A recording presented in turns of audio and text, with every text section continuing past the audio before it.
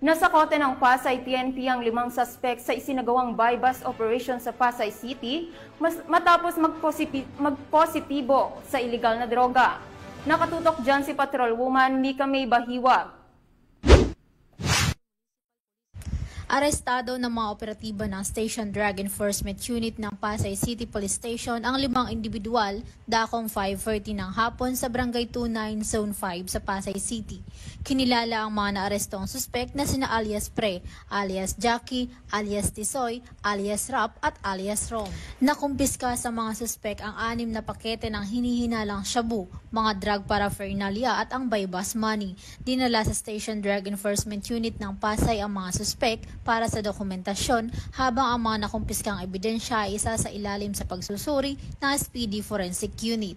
Sila ay naharap sa mga kasong paglabag sa iba't ibang seksyon ng Article 2 ng Republic Act 9165 o ang Comprehensive Dangerous Drugs Act of 2002. Mula dito sa Metro Manila, ako ang iyong PNN correspondent, Patrolwoman Mika May Bahiwag, alagad ng batas, tagataguyod ng Balitang Pulis.